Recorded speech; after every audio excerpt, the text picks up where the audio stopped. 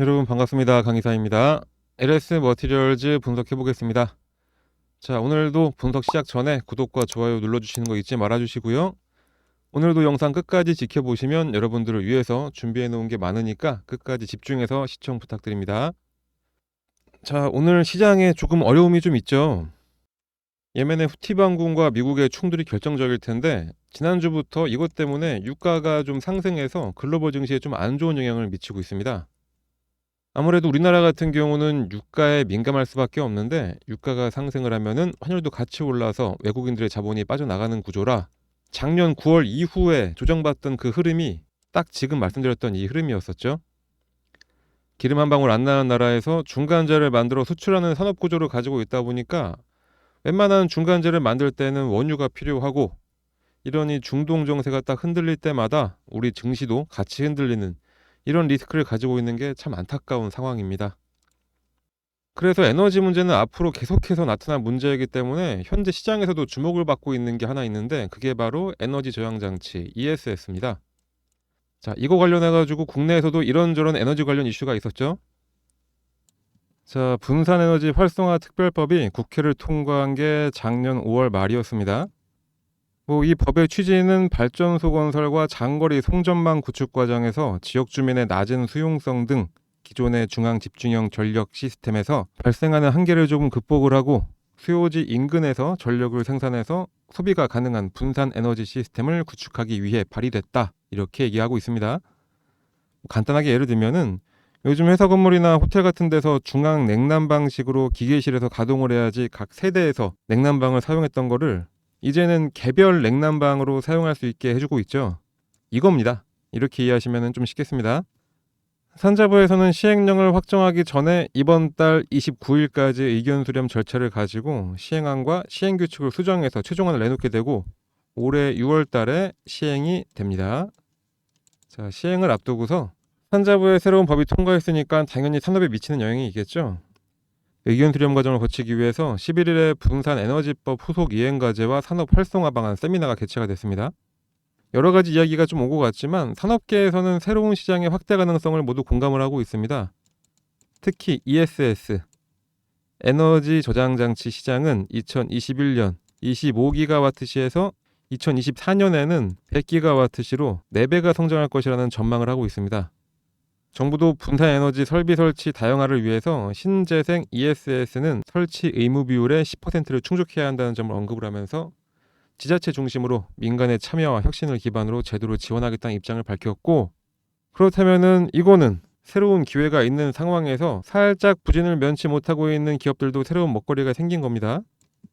요 기사 같은 경우에는 국내 배터리 3사가 실적이 시장의 컨센서스를 못 미칠 거를 강조를 좀 하면서 전기차 수요 둔화에 앞으로 맥을 못 춘다, 이런 망상을 적어놓긴 했지만 이거는 맞지 않는 말이라고 보고요. 어쨌든 중요한 것만 좀 빼서 보면은 돈이 되는 시장이 새롭게 열렸으니까 그거로도 수혜를 받을 수 있게 됐다, 이게 골자인 겁니다. LG 에너지 솔루션 같은 경우에는 ESS 시장 경쟁력 확보를 위해서 총 3조 원을 투자를 해서 16기가와트 규모로 건설되는 애리조나 공장에서 ESS형 파우치형 LFP 배터리를 2026년에 양산을 하고 ESS 부문 매출을 5년 내에 5조 원을 끌어올린다, 이런 목표를 세웠고요. 삼성 SDI 같은 경우에는 2026년 ESS용 LFP 배터리 생산을 통해서 사업 포트폴리오를 넓힌다는 계획을 또 가졌고, SK온 같은 경우도 ESS와 신재생 에너지 연계용 ESS 사업 전개를 통해서 이 ESS 시장 대응력을 높여나가겠다는 방침을 세웠습니다. 그런데 사실 ESS의 시장 잠재력을 에너지 안보 문제와 직결되는 부분에서 더 크게 보는 것도 있습니다. 가까운 예를 들면은 2022년 2월에 발생한 러시아 우크라이나 전쟁으로 인해서 전 세계적으로 연료비가 급상승한 거 다들 기억하실 겁니다. 이후에 직접적 피해를 입은 유럽의 국가들 같은 경우에는 에너지 공급망 다변화와 에너지 저장 능력 향상을 위해서 CRMA법을 내놨었죠. 러시아의 천연가스에 크게 기대고 있던 유럽이었기 때문에 에너지 공급의 다변화와 저장 능력을 담보하지 못하면 어떤 일이 발생하는지 피부로 바로 느낀 겁니다. 이거는 국내 기업에서도 마찬가지이기 때문에 국가 간 갈등으로 에너지 안보가 시급해진 상황이니까 ESS를 주목을 하고 있는 거기도 하고, 신재생 에너지 확대랑 인프라 등 모든 시스템은 ESS와 이제 연계가 될 것이라는 분석을 하기도 하고 있습니다. 향후에는 일반 주택과 빌딩, 공장 같은 산업 전반, 그리고 전력 인프라 같은 전기가 있는 모든 곳에 요 ESS가 설치가 될 것으로 보고 있을 정도로 시장의 가능성은 상당히 무궁무진한 상황입니다. 그래서 지금 장황하게 말하고 있는 이 ESS가 LS 머티리얼즈랑 무슨 관계냐 이렇게 질문을 하신다면은 바로 울트라 커패시터입니다. 그냥 커패시터도 아니고 슈퍼 커패시터도 아니고 울트라 커패시터. 자, 일단 이 커패시터라는 거는 콘덴서라고 쉽게 부르기도 하죠. 어떤 기능을 하냐면은 그냥 쉽게 전기를 모으고 방출하기 위해 사용하는 장치입니다. 그런데 이 울트라 커패시터는 기존의 커패시터의 특성 중에 특히 전기 용량의 성능을 중점적으로 강화를 한 거고, 전력을 모아서 필요에 따라 방출한다는 점을 이용해서 배터리의 목적으로 사용되는 소자기도 하죠. 전기적 기능으로는 2차 전지의 충전 방전 기능과 상당히 좀 유사하기도 합니다. 하지만 울트라 커패시터는 화학 반응을 이용하는 배터리와는 좀 다르게 전극과 전해질 계면으로 단순히 이온의 이동이나 표면 화학 반응에 의한 청전 현상을 이용을 하죠. 그래서 급속 충전이 가능하기도 하고 충방전 효율도 상당히 좋고 반영구적으로 사용이 가능해서 기존의 콘덴서나 2차 전지로 할 수 없던 영역을 채워줄 수 있기 때문에 더 각광을 받고 있는 겁니다. 풍력 발전이라든가 UPS, 무인 운반차 이런 곳에 많이 사용이 되고 있고, 이번 분산법 시행을 앞두고 최대 수혜를 받을 수 있을 것이라는 이유도 여기서 찾을 수가 있는 거죠. 특히 기술 경쟁력이 글로벌을 압도를 하고 있습니다. 전력 효율면이나 사이즈 면에서도 따라올 수 없을 정도로 앞서 나가고 있고, 특히 특허를 168건 이상 보유하고 있는 만큼 타사에서 기술을 보완 발전시킨다 해도 이 특허로 다 보호를 받기 때문에 기술 혁신이 가능해도 할 수가 없는 상황이 발생할 수밖에 없어서 지속적인 경쟁 우위가 가능한 상태입니다. 특히 LS 머티리얼즈의 울트라 커패시터의 경우에는 이번 법에 따른 지역 거점에 필요한 에너지 저장뿐만 아니라 말씀드렸듯이 2차 전지와 비슷한 동력원이어서 전기차 배터리에 적용시키기 위해서 시도가 계속되고 있기도 합니다. 용량이 매우 작은 일반적인 커패시터와 달리 용량이 상당히 크기도 하고요. 커패시터로서의 특성을 살려서 충방전 횟수도 많아서 고속 충전과 고속 방전이 가능하다는 특유의 이점이 있기 때문에 2차 전지의 에너지 손실을 최소화시키는 방법이 연구되고 있기도 하죠. 이렇게 2차 전지와 전기차로의 산업 확장도 가능한 상태인데 LS 머티리얼즈는 이미 자동차 산업과 뗄 수가 없는 관계이기도 합니다. 그만큼 사업의 확장도 매우 용이합니다. 그 어떤 회사보다도 더 유리하기도 하고요. 지난주에 4일간 쭉 하락을 하다가 금요일에 좀 드라마틱하게 반전이 있었습니다. 오늘도 상승분을 살짝 반납하긴 했지만 상승을 잘 하고 있고요. 자, 이렇게 딱 하락을 하니까 시장을 넓게 보지 못하는 사람들은 LS 머티리얼즈가 뭐 역대급 사기 주식이다, 세력들 노름판이다, 뭐 이런 글들이 네이버 주식 토론방 같은데 막 올라오기 시작하는데, 그런 사람들은 평생 그렇게 살면서 떨어지면 좋아하라 냅두고 우리는 오르는 주식에 수익만 잘 가져가시면 되겠습니다. 네이버 주식 토론방 그런 데 가서 글 절대 보지 마시고 우리 여러분들은 저희 텔레그램 들어오시면 됩니다. 특히 이 LS 머티리얼즈 같은 경우는 제가 꾸준히 영상도 올려드리고 텔레그램에서도 지속적으로 대응 방법 잘 알려드리고 있었기 때문에 저희 텔레그램 들어와 계신 분들은 이렇게 하락했었어도 전혀 동의 없이 수익들을 잘 가져가고 있습니다. 그러니 아직도 안 들어오신 분들이 있으면 빨리 들어오셔서 저희랑 함께 하시면 되겠고요. 거기다가 최근에 시장이 흔들리니까 테마 종목에 돈이 좀 몰리거나 한 섹터에 집중돼서 주가가 쫙 오르는 모습이 많이 연출되고 있는데, 이런 단기적으로 급등하는 그런 종목들까지 일일이 다 잡아드리고 있습니다. 내일 급등 가능한 종목도 알려드릴 테니까 여러분들 수익도 지키시고 더 극대화시키면 되겠습니다. 그럼 입장하는 방법 먼저 설명드리도록 하겠습니다. 텔레그램에 들어오시는 방법은 이 영상 하단에 요 더보기 버튼을 한번 눌러주시면은 여기에 이렇게 링크가 나옵니다. 요 링크 한번 딱 터치하거나 클릭하시면 되고, 아무나 들어와서 저희 양질의 정보를 다 받아가시면 안 되는 거기 때문에 저희가 현재는 비공개 채널로 운영을 하고 있습니다. 그래서 귀찮으시더라도 딱 한 가지만 더 해주시면 되는데요.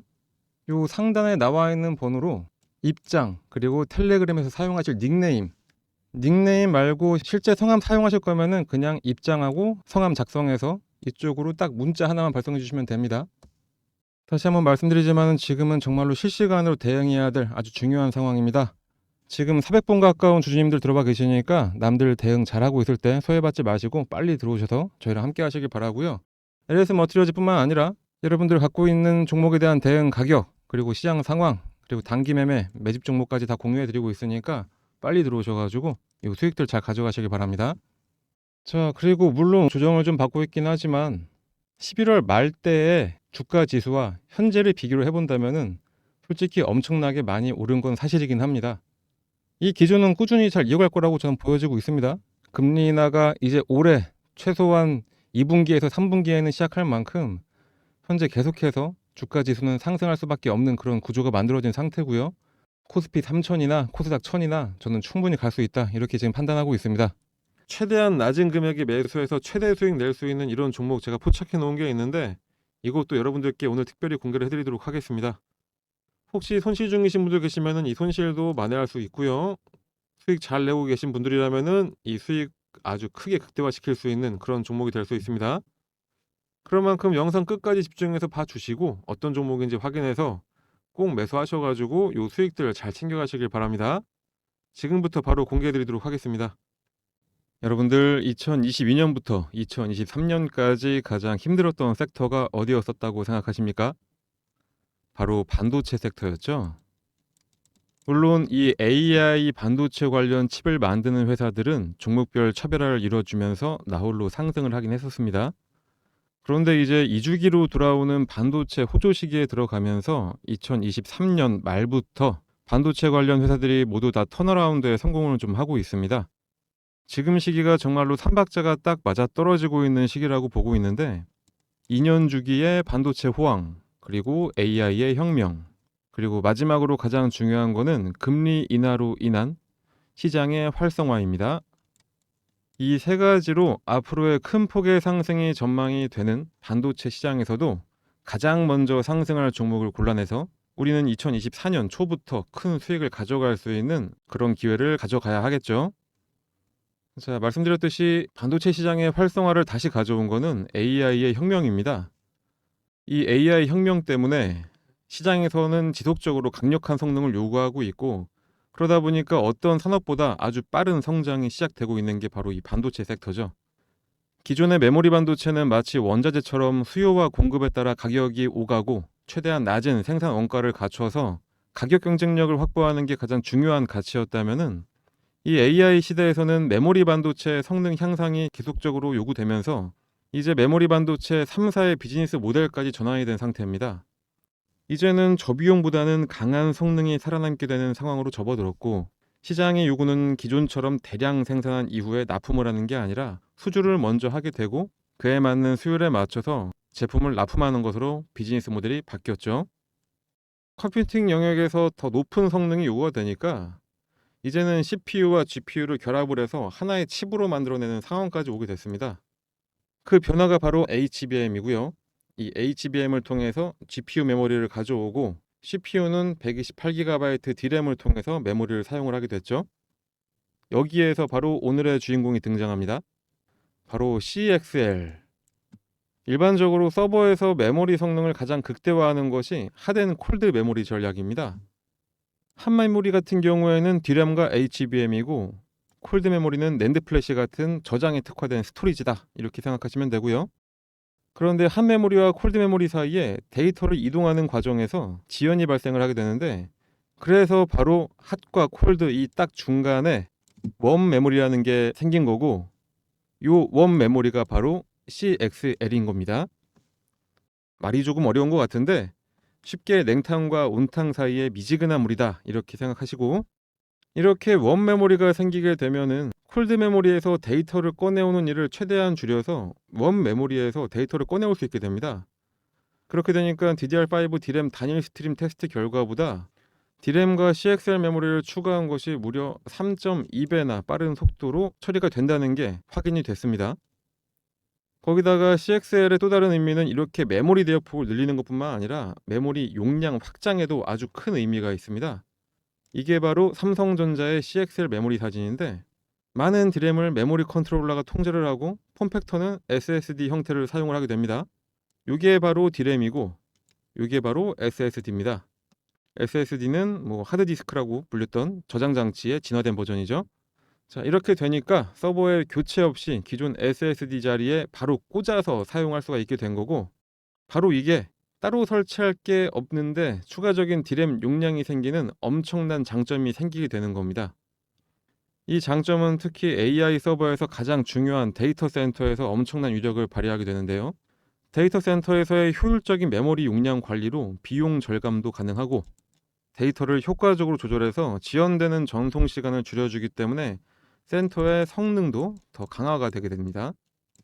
빅테크 기업인 엔비디아나 AMD도 더 많은 용량의 HBM을 탑재를 해서 칩의 성능을 올리는 방향으로 개발을 하고 있기 때문에 앞으로도 메모리 대역폭을 늘리는 문제는 계속해서 나올 수밖에 없고, 그 과정에서 대역폭을 증가시키는 이 CXL 역시 더욱더 요구가 될 수밖에 없습니다. 마켓 리서치에서 이미 조사한 거에 따르면 2026년까지는 15억 달러, 2028년까지는 128억 달러 규모로 성장한다고 전망을 하고 있을 정도로 현 시점에서 아주 중요한 부품이다, 이렇게 말할 수 있겠습니다. 자, 여러분들 2023년을 돌이켜 보면은 AI 반도체가 뜬다 어쩐다 하면서 반도체 업황이 아주 안 좋은 상황이었음에도 불구하고 다른 반도체주들 다 나락갈 때 이 AI 반도체 관련주들만큼은 고공행진을 했었죠. 차트를 같이 한번 봐볼까요? 자, 첫 번째로 상승을 했던 게 PCB의 용량을 늘려주는 MLB 기판 관련주인 이수페타시스, 무려 5,200원에서 43,300원까지 올라갔었습니다. 그리고 두 번째는 디램의 성능을 더욱 강화한 HBM 관련주, 대장은 SK 하이닉스였지만 가장 큰 수혜를 받았던 TC본더를 만들어내는 한미반도체, 11,150원에서 무려 67,900원까지 올라갔었고요. 세 번째는 온디바이스 AI에 특화된 MPU 관련주들, 대장주가 칩스 앤 미디어라고 알려져 있는데 6,750원에서 무려 34,900원까지 올라갔었습니다. 이제 네 번째가 기다리고 있는 겁니다. 그게 바로 CXL 관련주죠.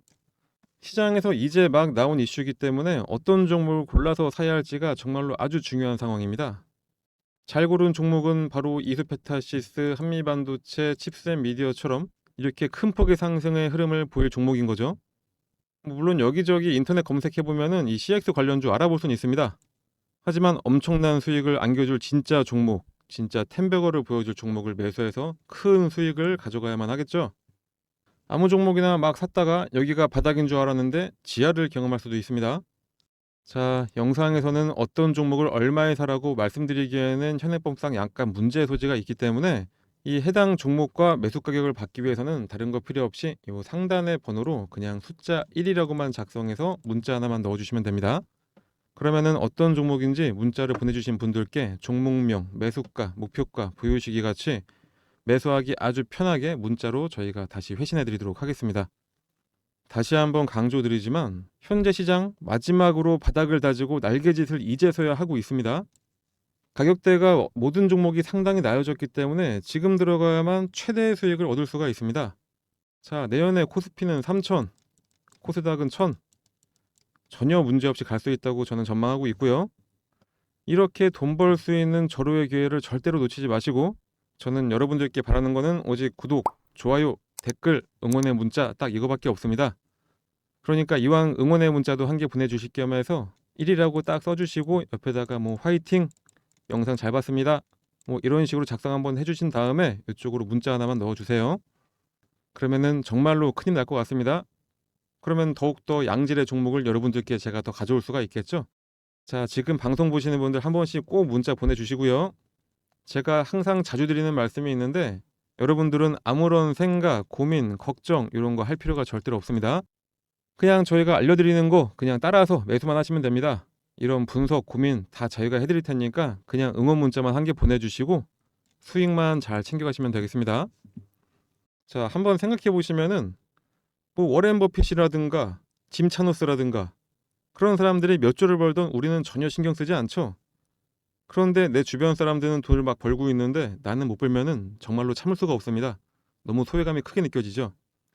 그런 종목을 저희가 여러분들께 알려드리려고 하는 겁니다. 어떤 종목을 사야 할지, 얼마에 사야 할지 이런 거 모르고 일단 사보자 하시는 분들 절대 그런 생각 하지 마시고요. 알려드리는 종목으로 제대로 된 투자를 해서 큰 수익 가져가시길 바랍니다. 자, 우리 여러분들 전혀 부담 갖지 마시고 영상 보고 신청했는지 여부만 확인하려고 하는 거니까 그냥 지금 휴대폰 꺼내서 숫자 1 그리고 뭐 응원의 문자 이렇게 보내주시면 되겠습니다. 아무것도 안 해서 아무것도 아닌 사람 되지 마시고, 남들은 다들 수익 내고 있는데 나만 수익 못 내는 그런 소외감 절대로 느끼지 마시고, 여러분들도 뭔가 행동을 하셔야 그 결과가 따라오는 겁니다. 그러니까 지금 바로 행동 딱 하시고 이렇게 큰 결과를 가져가셔서 모두 다 부자 되시길 간절히 바랍니다.